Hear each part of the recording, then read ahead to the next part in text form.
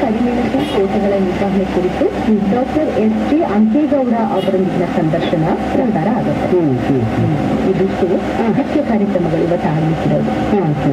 ಇನ್ನು ನಾವು ಮಾತನಾಡ್ತಾ ಇದ್ವಿ ಚಿತ್ರ ಈ ನೇರ ಪ್ರಸಾರದ ಕಾರ್ಯಕ್ರಮದಲ್ಲಿ ಈಗ ರಸ್ತೆ ಬರ್ತಾ ಇರ್ತೀವಿ ನಾವು ನಡೆದು, ಅದು ಸುತ್ತಮುತ್ತ ನಾವು ಗಮನಿಸಿದಾಗ ಪುಟ್ಟ ನಾಯಿ ಮರಿಗಳು ಇರ್ತಾರೆ. ಅಲ್ಲ, ಗಮನಿಸಿದ್ದೀರಾ? ನಾವು ಯಾವತ್ತಾದ್ರೂ ಯೋಚನೆ ಮಾಡ್ತೀವ ಅವಕ್ಕೆ ಆಹಾರ ಎಲ್ಲಿ ಸಿಗುತ್ತೆ? ಪ್ರತಿದಿನ ನಮಗೆ ಎದುರಾಗುತ್ತೆ.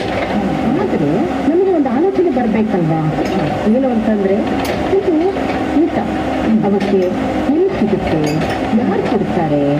ನಾಯಿ ಮಕ್ಕಳು ಎಲ್ಲ ಇರ್ತಾರೆ, ಅಲ್ಲಿ ಪ್ರೀತಿ ತೋರಿಸ್ತಾರೆ. ಆದ್ರೂ ಕೂಡ ನಾವು ಸ್ವಲ್ಪ ಸಹಾಯವನ್ನ ಯಾಕೆ ಮಾಡಬಾರ್ದು ಅಂತ ಯಾಕೆ ನಾವು ಅರ್ಥ ಮಾಡ್ಕೊಳ್ಳಲ್ಲ? ಅದು ಒಂದು ಇನ್ನೊಂದು ಹೇಳ್ಬಿಡ್ತೀನಿ ಚಿತ್ರ.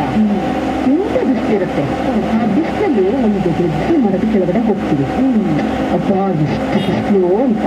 ಆದ್ರೆ ಆ ಮರ ನೆಟ್ಟಿರೋದನ್ನ ನಾವು ಸ್ಮರಿಸ್ತೀವ? ಮತ್ತೆ ಮುಂದಿನ ಪೀಳಿಗೆಯವರಿಗೆ ನಾವು ಒಂದು ಗಿಡವನ್ನು ನೆಡಬೇಕು ಅಂತ ಯೋಚನೆ ಮಾಡ್ತೀವ? ಸಮಯ ವಿಶ್ವಸಿಸ್ತಾ ಇದ್ದೀರಾ? 11:58 ನಿಮಿಷ 49 ಸೆಕೆಂಡ್ ಆಗ್ತಾ ಇದೆ. ಕಡೆಯದಾಗಿ ಒಂದು ವಾಕ್ಯ ಹೇಳಿ ಕಾರ್ಯಕ್ರಮವನ್ನು ಮುಕ್ತಾಯ ಮಾಡೋಣ. ಯಾವ ಕಾರ್ಯಕ್ರಮ? ನೆನಪಬೇಕಾಗ್ತದೆ. ಒಂದು ವಾಕ್ಯ ಇದೆ, ತಂದೆ ತಾಯಿ ಗುರುಗಳಿಗೆ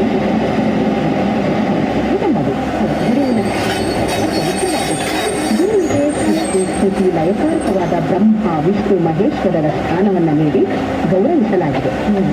ಏಕೆಂದರೆ ಶಿಷ್ಯನಿಗೆ ಸಂಸ್ಕಾರ, ವಿದ್ಯಾ, ವಿನಯ ಹಾಗೂ ಬದುಕಿನ ಮಾರ್ಗವನ್ನು ನೀಡುವವನು ಗುರು.